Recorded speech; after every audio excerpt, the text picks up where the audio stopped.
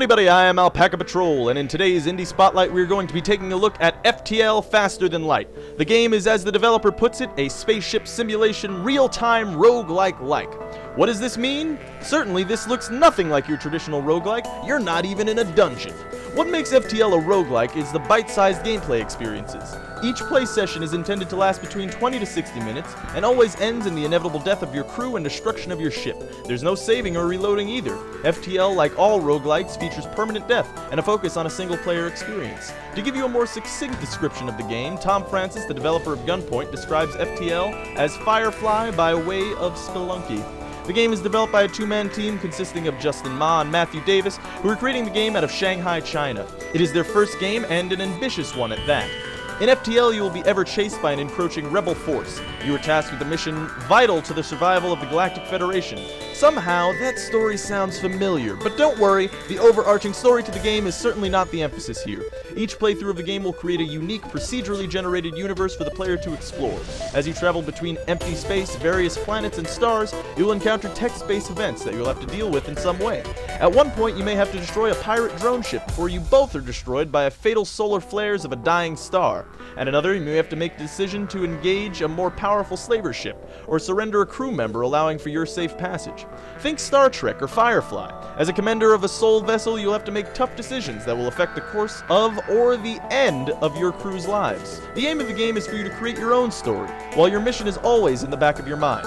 Over the course of the game, the locations and enemies grow increasingly dangerous, forcing you to constantly retrofit your ship on the fly, keeping your ship ahead of the curve. You'll travel to stores around the galaxy that will allow you to repair your hull, or buy sweet new upgrades like a cloaking system or a combat drone to fight for you. As a captain, you will be forever at odds with your environment, trying your best to keep your crew alive while accruing enough scrap metal to pay for new upgrades to your ship. In the final version of the game, the developers intend for you to be able to fully customize your ship, along with the hiring and naming of your crew at the onset of each adventure. There will be 5 playable races in the game, each with unique race traits, making them more effective in their respective roles. Your crew members will level up, awarding survivors with improved combat skills and the ability to operate ship systems more efficiently. As it stands right now, the game is infinite, meaning that you play until you lose, but in the final version there will be a carrot for you to chase. The devs intend for the player to be able to complete their missions so that they can unlock playable ships, unique crew members, weapons, and equipment to be used in subsequent playthroughs. Combat in FTL is handled in a very Star Trek-esque way. As a captain, you can allocate the limited energy supply of your vessel to increase the strength of various systems. In any encounter, you may be tasked with the decision to either give more power to your shields to withstand an enemy barrage, or you may want to power your weapons to destroy your foes more quickly. Your ship is also modular, as is your enemies, meaning that each compartment controls another aspect of your ship. Target the enemy's engines so that they can no longer evade your fire. However, you'll also have to be aware of your own damages. If your weapon systems go down, you'll have to assign crew members to repair it on the fly.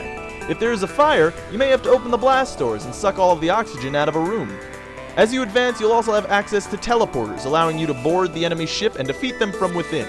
Every encounter can mean the end for you and your floating tin can, ensuring for a frantic experience at every turn. FTL Faster Than Light is slated to release in August of 2012, but of course, that date may vary. I will provide links in the description to the website and forums so that you can follow the development and know when you can throw money at it. And at $5 to $10, I'd say that money will be well worth it. I hope you've enjoyed this Indie Spotlight. Be sure to check back next week for another exciting upcoming indie game. This is Alpaca Patrol, signing out. Peace, fools.